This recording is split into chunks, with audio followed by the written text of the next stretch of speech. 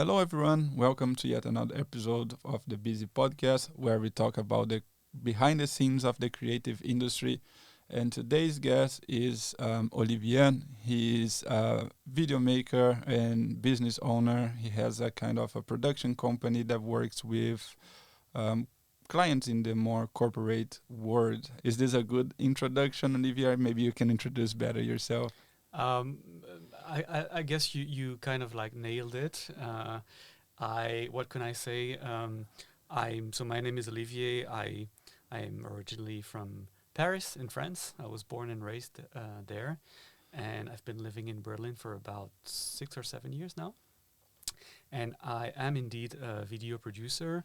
I started my own business about a year and a half ago, and I work mostly on corporate and educational content for clients, as you said, which are mostly companies operating in the tech industry and the startup ecosystem, which are my kind of like target as a business.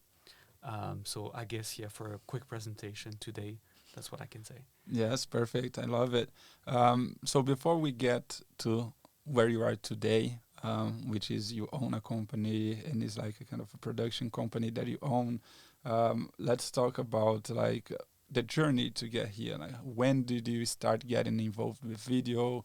Where did you? How was your path, your journey from picking up the camera the first time until you ended up here in Berlin owning your own production company? Uh, that's a long journey, but I'll try to not be too long. But it started during my studies, and I was studying economics and management, so something completely different, you could say, in a university in Paris. And during those studies, I was also part of a student TV channel. Um, a bit randomly, it was like very common to be part of associations during your studies, and I picked up that one because I found it like interesting and cool. And at that time, I was, I have to say, interested in journalism. I was like, okay, well, among the associations I have here in this university, maybe the video one could be something close to what I want to do one day. And I started to get involved in that association TV channel, and I started to learn how to film, to edit, to organize small events for the student life in our university. Sorry, and also some, like we called it, like the TV shows, which was not like real TV shows. It was more like like small programs for the students, sometimes covering events for the that were organized by the university, but it was mostly about having fun around those events. I made like very, very good friends there. And actually, after our studies, most of us who were part of this like group of people started a career in the audiovisual, let's say, industry. Some wanted to work in more like for feature movies, so the cinema industry. Some ended up in the TV industry. Some went more in on the digital, side of things. But still today, many years later, I have a lot of friends coming from that, like group of friends, TV channel, who are still like me working in that industry. So that's where it started, and we liked it so much, especially with two of my friends, that right after our studies, we decided to try to continue to do some videos, but professionally. And we decided to start a company out of the blue, I could say, because we had like barely a network, no experience, and we were just young and we didn't really have like too many responsibilities. So we were like, okay, let's give it a try. After all, we're only 22, 23, but let's just do it. And so with two of them, so we were three, we started a small production company that was doing pretty much everything we could. And that's where we really learned about the job, and we produced like some short movies, some music videos, some interviews and more corporate content for clients in our small networks, and that's how it started. And then progressively, we started to produce some web series, some commercials, like web commercials, a few TV commercials, and the projects got bigger and bigger, and we started to pay ourselves, because at the beginning it was just like I was working in a restaurant on the side for more than a year, until we started to earn a bit of a living out of this. And in the end, it worked. And it was never a big company, but I was there for about 7 years in this production company that was called Camarilla Productions, by the way. I forgot to mention it. Doesn't exist anymore, but it was kind of our baby. And during those 7 years, I was mostly managing the company itself, and the team and the projects and the interface with the clients. And also, because we were so small, I was also a bit hands-on, and I was also filming and editing from time to time on some projects. But that, I would say, that phase of my career was really where I learned everything. Like at university, it was more like falling in love with video production. It's like, oh, this is so cool to have a camera and actually build something, create something out of this. And then with this like small company I started with my two friends, it was just like, okay, this is actually maybe could be a real, job, a real career, and we make a bit of money out of it, and we can have a decent life with that. So that's where it really started. And that's only the first phase. I realized I'm gonna be faster. No, take your time. Yeah. We're here to like. Okay. After those like 7 years of producing a bit of everything, like trying things out, getting experience on various types of contents for various types of clients, two of us actually decided to leave to get some new experiences. On my side, I was not that I thought that I had like seen everything, but I was like, okay, we are in our small bubble. It kind of works. It's cool. But I think at that time, I wanted to try to work on bigger projects. And at that time, I was very attracted by the TV market and projects like drama series and documentaries.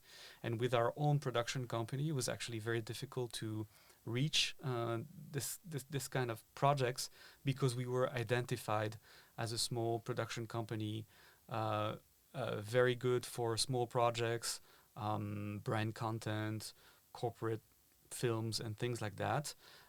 We had a bit of success with one or two short movies, but not more. And I think the different markets are really sometimes siloed, and going from this market to, I don't know, the TV market, or to go into the feature movie market is actually very difficult as a business.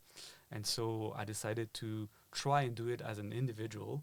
And so I left the company and I started to freelance as a line producer. That was more my specialty. I was more into organizing, taking care of the budget, the hiring process of the crew, handling the relationships with the director, the actors, and the technical crew.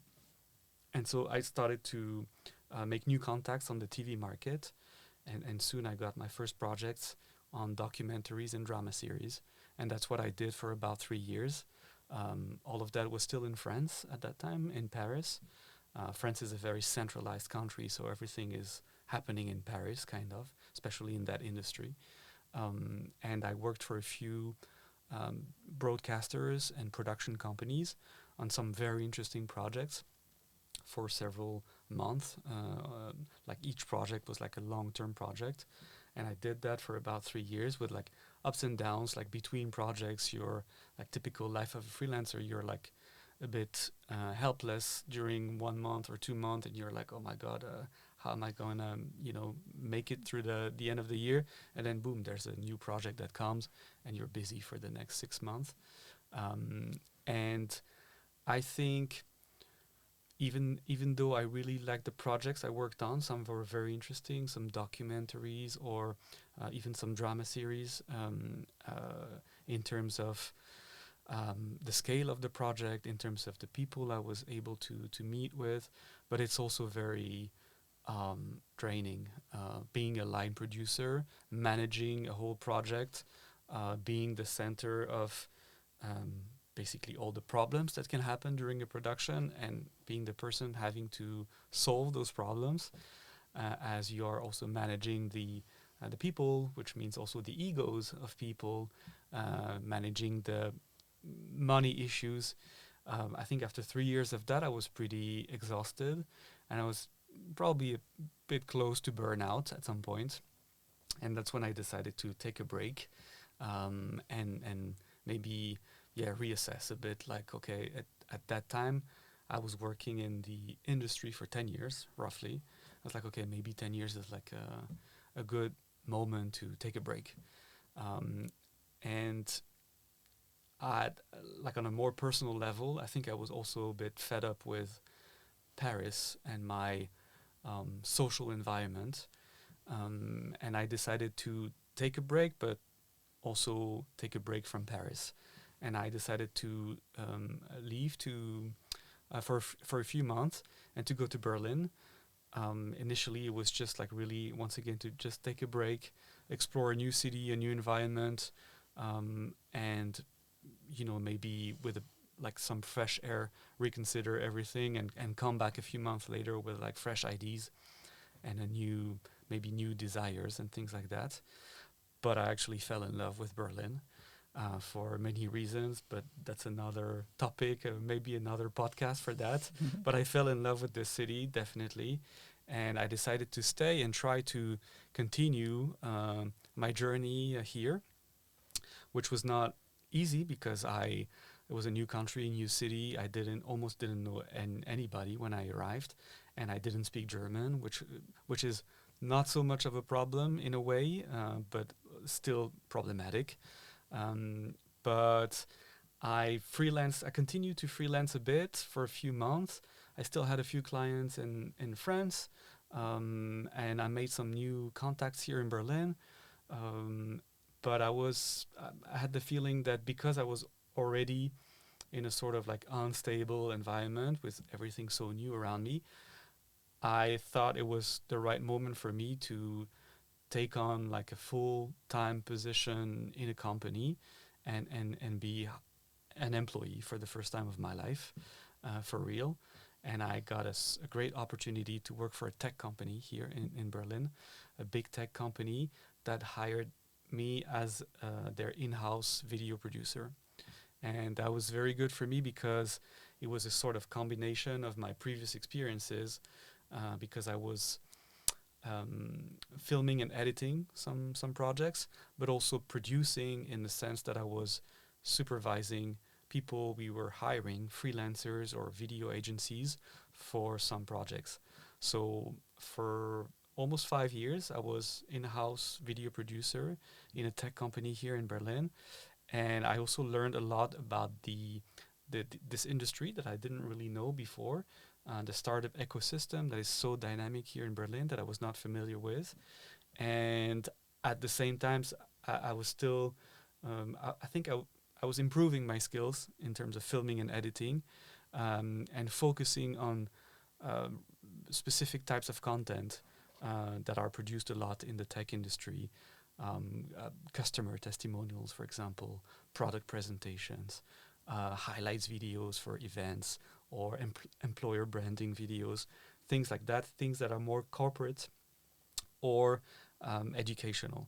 And I enjoyed it a lot. I met a ton of super interesting people, experts in their field that I had to interview, discovered like new products that were really like, ahead of the curve in many industries. Like the company I was working for was operating, for example, in the autonomous driving area, artificial intelligence, 3D mapping, things like that. And all of that, I was really, I think I could feel that I was at the right place at the right time, in terms of the type of content I was producing, the job I had, sorry, which was a good mix of hands-on filming, editing, but also more strategic thinking and managing projects and teams on a project base with external resources. And I loved it. And I did that for 5 years until not so long ago. So that's the last phase of my journey. This video agency or video studio that I founded a year and a half ago. After those 5 years in that company, I think like I said, I really enjoyed everything, but I could feel that deep inside, I wanted to go back to the independent side of things, as I call it. Not that I didn't like working for a company, but I think maybe there's something that is deeply ingrained, in myself that wants to be independent, and that's what I decided to leave the company and start my own thing, which is called The Good Angle. Thank you very much for sharing your journey. Very interesting experiences in a wide variety of industries. And one thing I wanted to touch that many people might not fully understand what kind of a producer or line of producer is, because I wanted to get more into how the business relates to this. But if people, just to give a bit of context, what exactly a producer and line producer does, what are the responsibilities, because just to make these connections with the business world, I think it would be nice for people don't fully understand, get an idea of what a producer does, and then we can link these to the current job as well. Sure, and you're right. It's an important question, and this is something I realized when I moved to Berlin and when I started to work with people coming from other countries. That actually the word producer can have a different meaning from one country to another. For example, in France, when you use the word producer, it's clearly the project manager, you could say, who's like taking care of the um, um, organizational part, and the budget and the hiring process of the team and the money. If it's like, for example, a movie, like the person who's like seeking for the money. Whereas in other countries, a video producer is actually the person who's like taking his camera or her camera and going to film something and edit afterwards. So it's like really different. So when I was talking about being a producer, I was more talking about like the French, meaning behind it, which is probably translated as a line producer or sometimes executive producer in other countries. So I was really taking care. I was the interface between, for example, a broadcaster or a client and the crew and the director and the actors, depending on the project. Managing the budget, managing the deadlines, managing the organization and logistics of the whole project. That's what a producer is in my definition of it. Yeah, it's funny. I like if you draw a comparison, it's a lot of like kind of what the CEO, the executive thing is also the producer is like, as you're saying, if you're in a film, you have to ask for funding. You have to go to like fundraise, and if you draw this connection, it's a lot of the executive tasks Mm-hmm. that the kind of CEO kind of takes running a business like a normal business. But if you consider a film as a business, the executive producer is this kind of the CEO that is trying to raise the money to get a film made, doing all the hiring, managing all the leadership, being the director, the casting executive, or like the casting person. And I just wanted to also make the people understand, because video producer, especially when you add the video part, Mm-hmm. it means like I'm a video producer because usually I'm a one-man band. So in this case, you're kind of a producer as well, because you're doing all the job yourself. You have to talk to the client.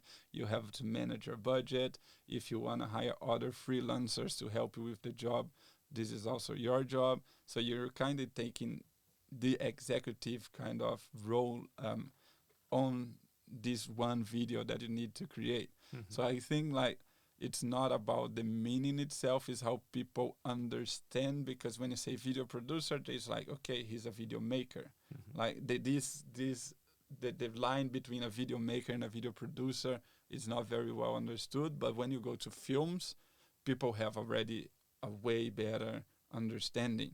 Or if like bigger commercials, they have a better understanding that the producer is the guy who manages all the client expectations, the client budget, where the budget's gonna be, if we need like one more day, if we can have one more day or shooting, if something goes wrong or not. All these decisions is kind of the producer's decision. He's managing everything. Um, and this what I wanted to ask next is like, even though like you worked a lot producing, uh, it's way more on the business side than on the creative side. Of course, you're integral part of the creative process, but your day by day tasks are not much like mood boarding or storyboarding. So you take more of the let's take care about the money and that the thing can be done in the time frame that we get. How this help you to now moving to the corporate world, understand your clients, because your clients, they have this, like they probably are making a video because they want to hire somebody, or because they want to ask money if they're doing like fundraising video. So you've been there, right? So how does this help now moving into this more corporate world, link this past experience with the current work that you do? Well, I think it's right. My job today has like really two facets: the business side and the technical slash creative side. The technical and creative side, I learned it throughout, my whole journey, um, how to film, how to edit, how to do some basic graphic design and things like that. I didn't do any school for that. I learned it like in the process, step by step, project after project. For the management slash business side of things, first of all, this is what I studied. As I told you, like I have a master's degree in economics and management. So that was like kind of like laying the foundation for all that. And then I think my previous experience here in Berlin, working for a big tech company, taught me a lot of how a company works, what does a client expect, how the corporate world works, what is the chain of command in a typical company between the project manager up until the CEO or a top executive in a company, and what are the expectations of a client. And I think today that I'm sort of in between those two worlds, creative, technical, corporate, those experiences allow me to find my way throughout this. I wouldn't say like uh, it's not like a jungle, but almost you could say. Yeah. Yeah, very interesting. Another question more related to like understanding the business side that I wanted to make is, many people focus on the technical and creative side, right? But if you want to actually make a living, making a career, make a business out of this passion or art that you want to put out, you kind of have to understand and have to learn a lot of the business part, because in the end the client doesn't really care how beautiful it looks or how well composed a shot is, especially in this more corporate world. It it just cares if the message is delivered, what is the message that is delivered, and if this is going to convey the message that they want to attract more customers to uh, yeah, serve a certain purpose, right? So how important do you think is for creatives to study and understand this more business side of the whole creative business? Well, I mean, you kind of like said it in a way like it really depends on the type of content. As you said, like if you're talking about, I think on one extreme is like a feature movie, which is the artistic uh, piece of content by excellence, and on the other side of the spectrum, I don't know, an interview of a CEO for a corporate film. Um, this is as much like diverse it can get. On one side, the people who are working on a feature movie, they are technicians or artists, and they don't need to understand that much the business side of things because there are people taking care of that. Executive producers, distributors, agents, and things like that. On the other side of the spectrum, in the corporate content world, let's say, usually it's much smaller projects, much less people involved, and so those people who are involved, they need to understand all sides of the project, the artistic, technical side of things, but also the business and corporate side of things. And it's sometimes difficult, but the good thing is that because you have to be able to, like juggle all aspects, you don't have to be a very high skilled specialist of this or that aspect of the creative and technical side of things. Where for a feature movie, if you want to work on a feature movie, you have to be the best in class in a certain, like, art, light, sound, makeup, whatever it is. The projects I work on, I do a bit of everything. So I'm probably not the the best videographer or editor, or producer, or whatever you want to call it, but I know enough to make a corporate film because, as you said, the expectations are not as high in terms of the quality of the image or the quality of the sound.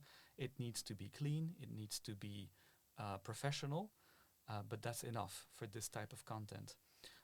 And it's on the same level. The corporate and business, it's the same. It doesn't have to be like a budget for a corporate film. It's not as complex and big as a feature movie. So you need to understand some basics about how a budget works, of course, and you need to know a bit, like, understand like Excel sheets and how a bank account works and a bit of like bookkeeping, so that at the end of the year you're not completely overwhelmed or have bad surprises. But these are things you can learn with throughout, like experiences, various experiences you can have. You can also take classes, and trainings for that. And are more and more companies, actually startups, sorry, who do that for you and who teach you how to um, create and then run your own small business.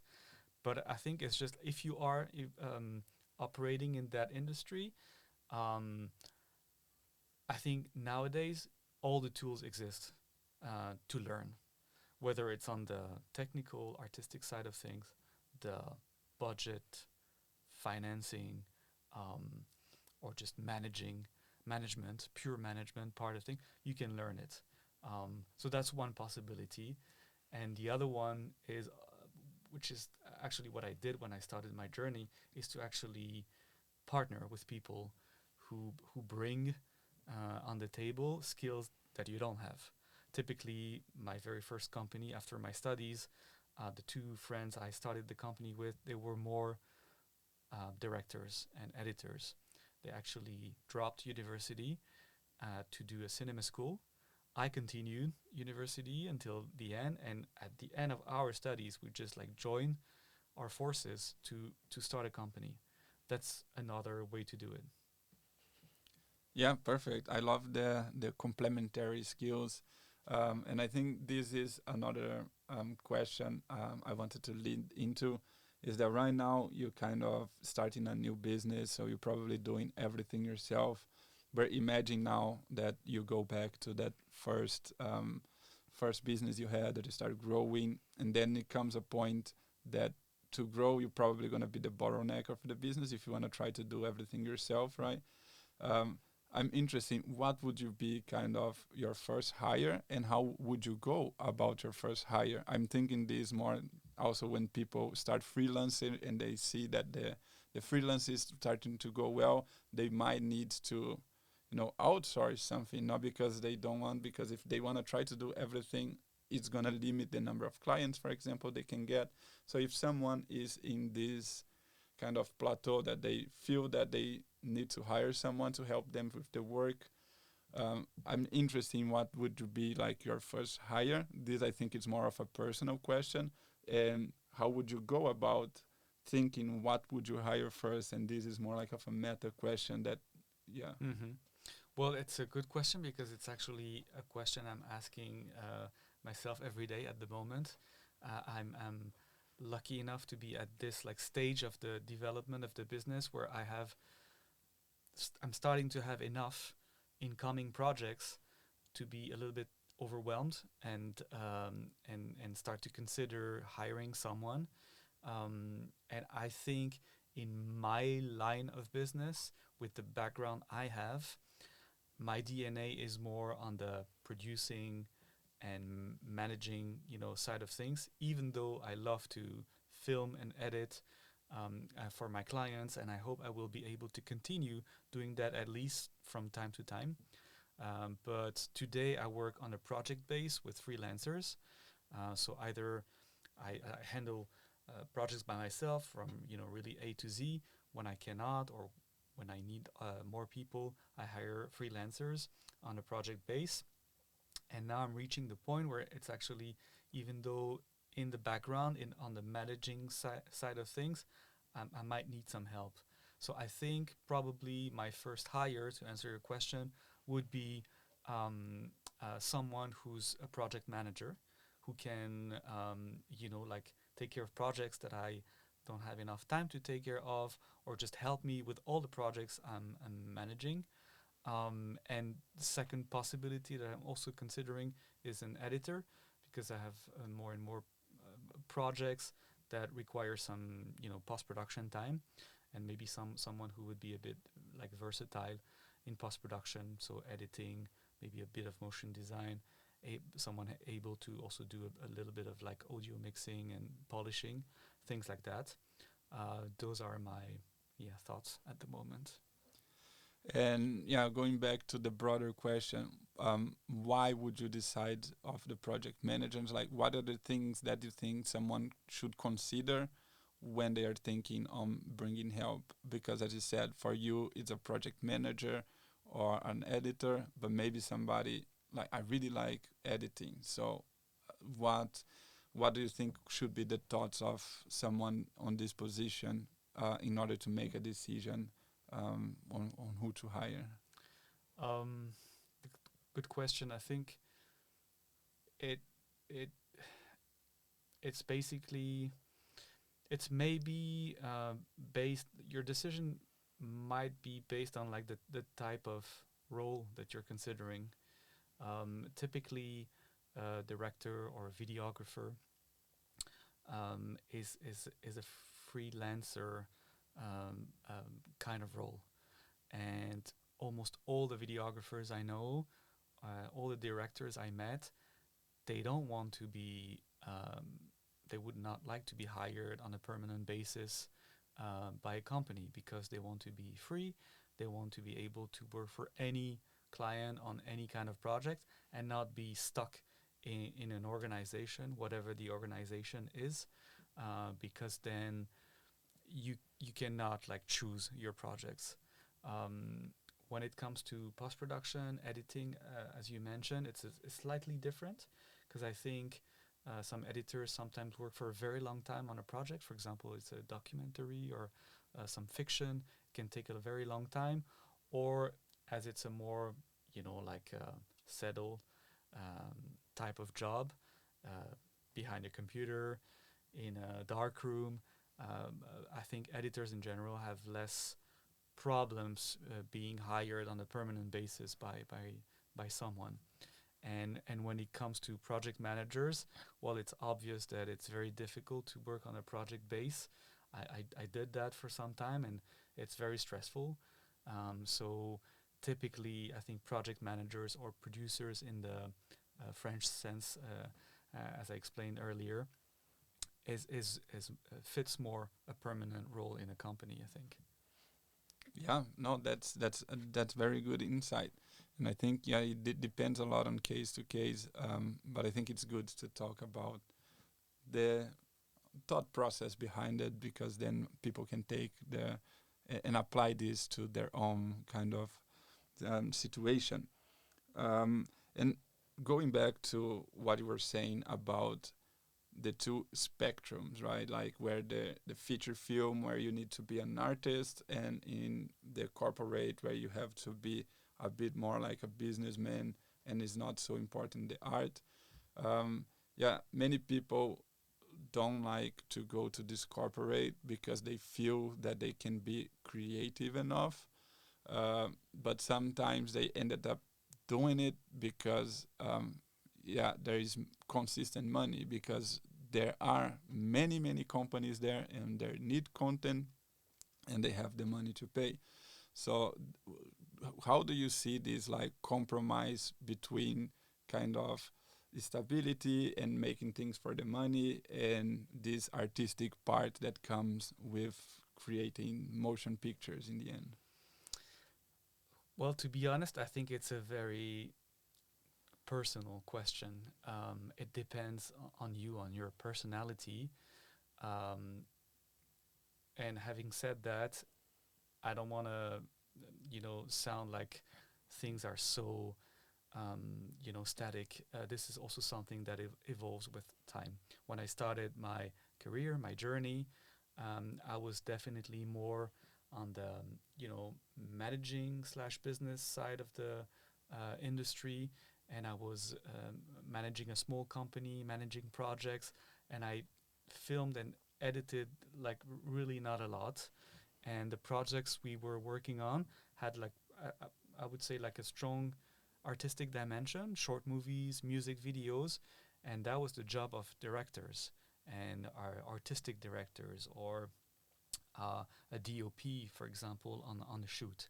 And of course, if you work more on like corporate content, you don't necessarily need a DOP, for example, and one person can take care of the camera and the sound at the same time because the level of the production value is not as high, the artistic um, um, expectation is also not as high. Um, and I cannot like advise or say, well, that kind of content is better than this one. It's just two different types of content. And maybe if you feel strongly that you can only thrive in a very artistic environment, then maybe feature movies or documentaries or music videos are made for you. If you're feel like you can be happy with a bit more balanced, role between the management and the business side and the artistic side, then maybe commercials are okay for you because it's like I would say like a bit more balanced. And if you're totally fine, like me, working on corporate content because you think actually the artistic dimension is not as important as the content itself in its editorial dimension, then this is the type of content you might be happy with. On my side, as I said at the beginning, when I was a teenager, I was really interested in journalism, and I think I still have that in me. And like any type of content where you can learn something is like makes me excited, and I love to work on corporate films or educational videos, whatever the topic is, where you learn something. And of course, the artistic dimension of those, films is not as important as detailed as a feature movie, but the content itself, what you're going to learn out of it, is. Yeah, no, I love this separation you made, and I think this can help many people understand also which direction to go. Because as you said, like you're very much like on the journalistic side, and you like more about the content than kind of having super nice looks because you want to focus on what people are sharing basically. And I think like if you're in this more journalistic but you really like the artist, you can go in the documentary filmmaking, so I think it's you have to find out a balance of how much of an artist and how much of video maker or filmmaker you do. So it's more like what is that you wanna convey, right? Is it the learning? Is it the learning but with a very artistic? Then you can go to documentaries, or you want to convey these very deep psychological kind of messages that movies do, right? and then you can go to script write, and if you want to look nice, you can go to DOP. So yeah, I think there is so many possibilities in Exactly. the Really see it as a scale, and because in my journey, I tried like different, like points on that scale. I feel really comfortable now after more than 15 years in the industry saying, okay, I think I found the point on the scale that makes me happy. From a like purely intellectual, artistic, dimension, but also in terms of the lifestyle and the life I want to have and the money I can earn and like all of these, I found it, but it took me a while. And for some people, it takes, I don't know, 3 years maybe, and they know exactly what they want to do and they go, straight. For some people, it might take even longer, but I really want to insist on that. It's also something that is not static. I was very happy at some point when I started this like phase of my career where I was working on TV projects. This is really what I wanted to do at that time. I wanted to have that experience, and I was very happy. And then 3 years later, I was almost burned out. So it changed, and then it evolved, and now what I'm doing today makes me very happy. Maybe in 5 or 10 years, it will be very different. I don't know, Mhm. but it's really a question of personality, and it takes time. It takes a bit of introspection work, but it's on you. Nobody's gonna tell you what to do. Yeah, I love it. I love it. I think the message we can take it from there is that it's very important to experiment also with different things, because many times if you can think of saying like, oh, I really want to be a DP or a director because I think I'm an artist, but many people don't know how much effort and how much dedication and how much compromises you need to make, because you need to probably work an entire week or months in a similar project, meaning you don't get to see your family very often. You're basically on set for 12 to 14 hours per day for several days.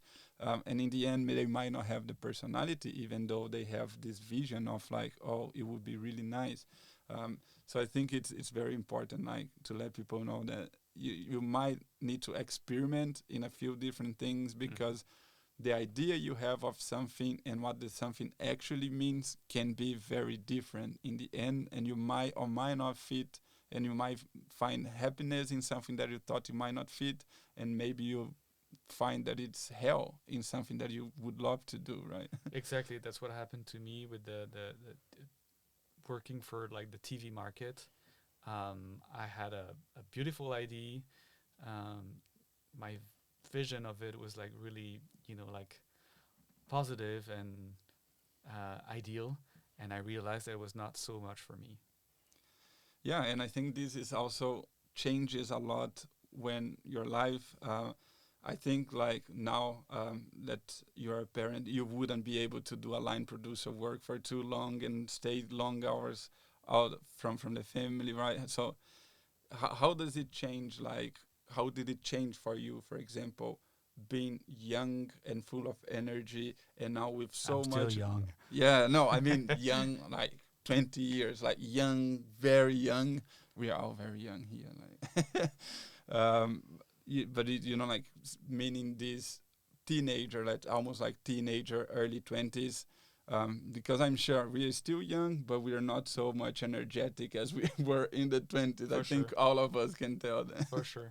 Um, well, I mean, that's the, I would say, like, beauty of life. Like, when you're young, you're full of energy and you can kind of like burn a lot of calories without, thinking about it too much. And that's the perfect time to experience pretty much everything you can. And that's how you build your own, journey. And progressively, I think you start with like a lot of options.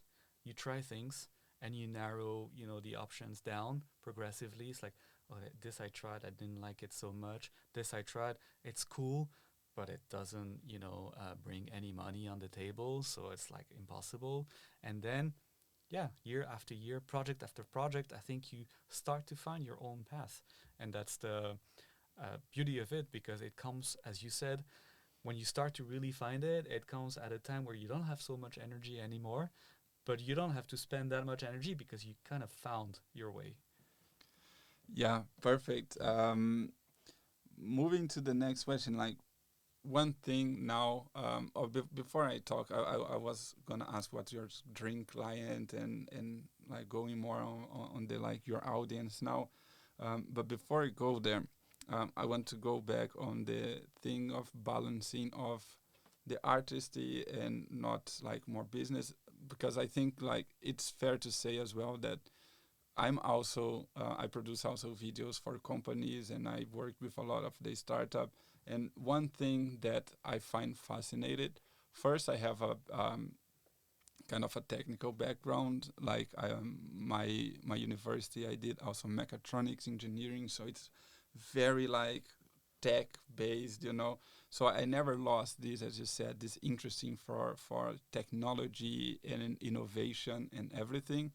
And for me, what I like most working with video today is that I get to experience so many different business and I get to know so many different things going on, and I can help them uh, convey some message that they want to their audience.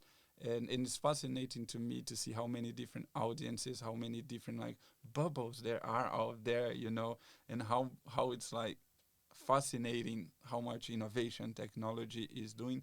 And I think this goes more on the kind of journalistic kind of thing, that this might be very interesting for so many people. They want to know more about a specific industry. If you make videos around a topic, you're going to find out everything about the topic, not because you're studying it, but because you're filming people that actually are kind of experts in their area, and you're there listening in the interviews, you're listening what they want to have, and you're trying to cut like the best parts and understand what their clients like expect to be like the highlight and everything. So I guess there is a lot of learning as well. And for me, that I'm always fascinated on like constant learning. I think this, even though it's not much artistic, I'm not learning a lot on the artistic side, and I'm not really learning a lot on the video side per se, you know, but I'm learning a lot about the word and like more specific on this tech and innovation. And I did a lot um, work with also brands related to the SDGs, for example, the Sustainable Development Goals, and that for me was like fascinating. I was like, there's so many people, there is so many good things in the world that I didn't know about it. But because I'm making videos, I get to meet these people and I get to meet these projects, right? So I just want to shed a light also on this part. And I wanted to get your thoughts. Like, is this something that kind of compensates for you on the more, I'm doing a film, I'm a filmmaker, but I'm not doing this traditional film. This brings in some like more meaning in the work that you do. How is it you're feeling about it? Yeah, I think well today I'm very comfortable with it. I think at some point in my journey, I was probably asking myself, oh, like, isn't this type of content not artistic enough? It's not really cool. It's not really demanding in terms of technical skills and artistic skills. And I think yeah, there was a time where I was not comfortable with that, but I, as you said, like I learned and I realized at some point that the other dimension of a given video content, the story, the information, what you learn out of it, the people you meet in the process, whether it's for an interview of an expert in this or that field, or just like the company behind a product or the product itself, you learn so many things that I don't know if it compensates. Because I don't know if you can put that on the same, on a scale. It's like, oh, the artistic dimension, the editorial or journalistic dimension. It's just that I'm fine having this like content, story, journalism dimension being like much stronger than the artistic one. It's okay for me. It it like fits my own personality, my own desires, and for someone else it would be completely different. But it's fine. It's for another person, another personality. someone would need to work like purely on the I don't know, like getting the most beautiful possible image on on a given, you know, like I don't know, commercial, for example. And I don't think one is better than the other. It's just two different approaches. It's the same mean. It's like video, same resource, but you use it in a different way. And I have absolutely no problem with that. Saying, hey, I'm working more on the corporate and journalistic side of things. It doesn't mean that my videos look like shit. They still need to be, you know, to look clean, to look nice, and to be pleasant to watch. But for the people who watch it, the most important thing is that they learn something out of it. They would not learn it that well if they were looking at something that looks horrible or the sound is horrible. So this part has to be clean and professional and polished.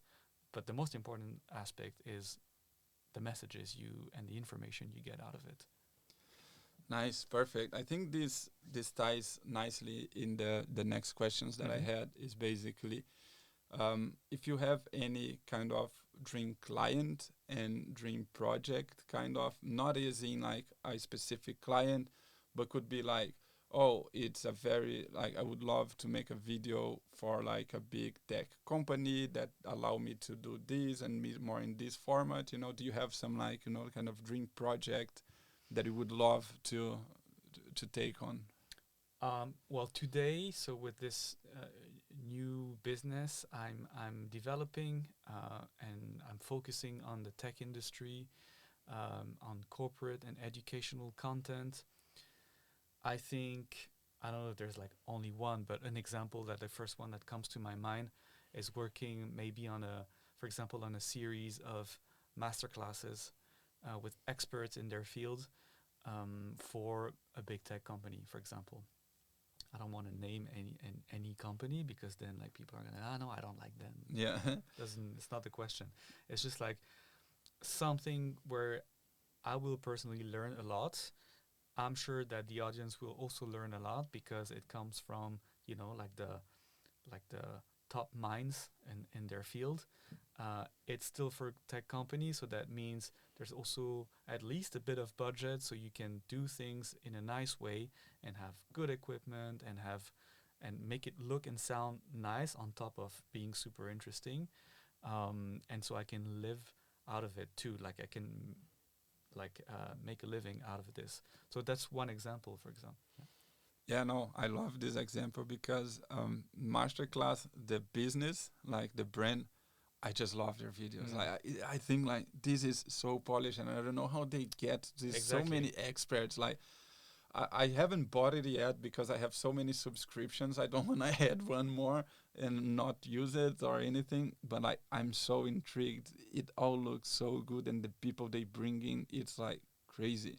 So I can definitely see like doing something like this in the tech industry could be something nice. And yeah, one thing that came to mind. I don't know if you know the company Honeypot, like these developers kind of hiring. They do very, very nice documentaries. I saw the View documentary. They just launched the React documentary like a few weeks ago. And I just like, wow, like this is a tech company, but when I watch it, it feels like I'm watching, yeah, like film festival documentary, but it's just about very specific things for developers. It's funny because I also studied web development, so like when I see this, I'm like, wow, these two words I never thought they could like come nicely together, and so I can definitely see like this project that you're talking about, and I think it could be something very very nice for everybody, Yeah. because you bring interest, and I think that's the thing when you get and do a documentary about React that is super like well produced. People that have no interest in web developing can actually sit and watch there and be entertained and learn something, even though they have no interest whatsoever in being web developers, right? So I think this can bring like eyeballs and bring interest in a topic. And I think like now my dream kind of thing would be similar of this like documentary, but for NGOs, where you can shed the light on how people are helping, I don't know, get clean water in Africa. And if you can do that in a very well produced way, where people are actually entertained and they enjoy it like a movie, and then you get this message that can help so many lives, that is like, wow, crazy. So I That's can, that's the like the probably the best of the best in that sense. But I think the two examples you gave are really good. Masterclass, like the company Masterclass that does masterclasses. I saw a few ones like I think I was amazed by the trailers. Some of the trailers they show on their YouTube channel or their website. That really shows that a video content that is more focusing on bringing information, teaching something to the audience can also look and sound amazing. That's one thing. And the other example, Honeypot, it's funny because one of the co-founders is a friend of mine, and that's a conversation we had like several times, and like being a tech company working with something really almost niche in a way is like this platform for like hiring tech profiles doesn't mean that your website must be full of only technical things. And I think that's probably the main reason why they stood out from the competition as a company, is because, or thanks to, those documentaries that are super well produced, where you learn a lot of things about something, topics that you don't really um, uh, learn about. Like someone like me who's not a techie at all. I don't know anything about development, coding, and everything. But I was able to watch those documentaries, learn something out of it, and find it super cool. yeah, perfect. Olivier, I would love to even talk even more, but we are already approaching almost an hour, Oh so I wow! think Okay. we have to slowly come to an end. Mm-hmm. First of all, I wanted to thank you for such a nice chat. Two things. First, where people can find you. Yeah, give you some information if they want to connect, if they want to like talk more about something, where people can find you. Um, there's a website, a simple, like showcase website, which is called thegoodangle.com, as you write it, basically. Otherwise, I don't know if like there's like some links that you can add to the podcast. Yeah, we will add all the links in the show Okay, notes. but yeah, like the easiest way, thegoodangle.com. Perfect. Thank you very, very much for all the insights. I think there were very useful insights, especially for people trying to find their middle ground of like the passion and profitable thing. I think many people will have a lot to take from this conversation. So once again, thank you very much for coming in the podcast. That's it for this episode then, guys. Thanks a lot for listening. Until the next one, and until then, keep creating.